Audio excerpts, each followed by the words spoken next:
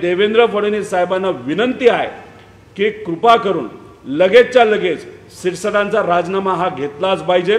जो माणूस गरिबाच्या जमिनी एका व्यक्तीला देतो त्याच्यावर कारवाई ही झालीच पाहिजे। रोहित पवार किंवा ही सगळी मंडळी रोज असे आरोप करत असतात, पुरावे दिले पाहिजे ना।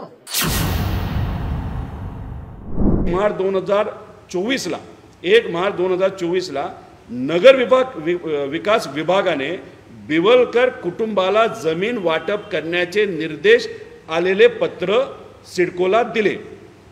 एक तर हे पत्र देऊ शकत नाही, तर सिडको ही स्वायत्त संस्था आहे, सरकारचा आणि सिडकोचं तसं काही नातं नसतं। तिथे असणारे पदाधिकारी, चेअरमन, MD हे निर्णय तिथे घेत असतात।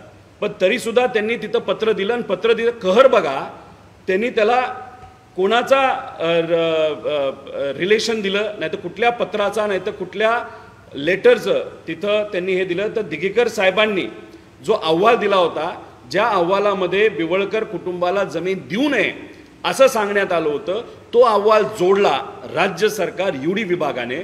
आणि तो अहवाल जोडल्यानंतर त्या विभागाने सांगितलं की या अहवालामध्ये सकारात्मक सांगितलं आहे की बिवलकरला जमीन द्या, पण तो अहवाल त्यांनी बघितला सुद्धा नाही। दिगेकरांनी नाकारला होता की जमीन देऊ नये।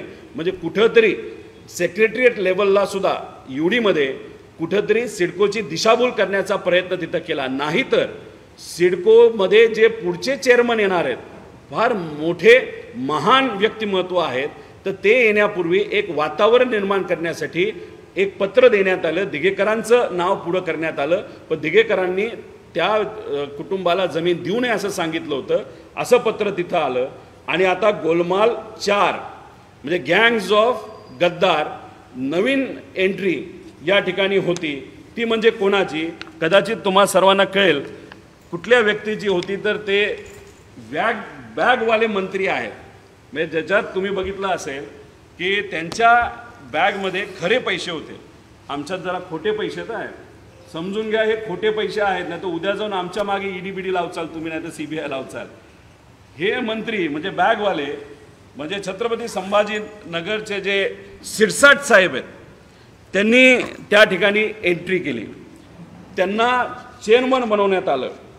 16 सप्टेंबर 2024 संजय सिरसाट यांची सिडकोचे अध्यक्ष म्हणून नेमणूक झाली। आता सिरसाट यांनी पहिल्याच बैठकीत काय केलं असेल, तर सिरसाटांनी पहिल्याच बैठकीमध्ये बिवलकर कुटुंबाला जमीन देण्याचा निर्णय घेतला। म्हणजे किती हजार कोटीची ही जमीन, 5000 कोटीची। आता संजय सिरसाटांचे कारनामे बघा। संजय सिरसाट यांना 15 डिसेंबर 2024 रोजी मंत्री म्हणून शपथ घेतली। आता शपथ घेतल्यानंतर मंत्री असूनही त्यांनी सिडकोचा कारभार हा सोडला नव्हता, तो सातत्याने ते सर्व कारभार बघत होते। सर्व स्तरातून दबाव आल्यानंतर त्यांना 16 जानेवारी 2025 रोजी पदमुक्त करण्यात आलं होतं। आणि विशेष म्हणजे अध्यक्षपदावरनं पदमुक्त झाल्यानंतर देखील सिरसाट सिडकोला 1 ते 3 महिने हे सातत्याने त्या ठिकाणी जात होते। मग जे काही कारनामे तुम्ही केले तुमच्या सह्याच्या माध्यमातून, पैशाची रिकव्हरी करण्यासाठी तुम्ही तिथं जात होता का हे जे काही जमीन तुम्ही गरिबाची एका बिवलकर परिवाराला हस्तांतरित केली, त्यात काय अडचणी येत आहेत नाही येतात बिवलकर परिवाराला, हे तुम्ही समजून घेत होता का आणि त्यांना तिथं मदत सातत्याने करत होता का? अशा अनेक प्रश्न आमच्या समोर तिथे निर्माण होतात। रोहित पवार किंवा ही सगळी मंडळी रोज असे आरोप करत असतात, पुरावे दिले पाहिजे ना। बिना पुराव्याचा आरोप करणं योग्य नाही आहे। अर्थात मी अजून काही ती केस बघितलेली नाही, पण हे कुठलेही पुराव्याने आरोप केले तर मग त्या ठिकाणी मला असं वाटतं की त्याच्यावर इफेक्टिव्ह उत्तर देखील मिळतं। आता त्यांच्याकडे काय पुरावे आहेत आणि काय केस आहे मला पूर्णपणे माहिती नाही, पण बिना पुराव्याचे आरोप करत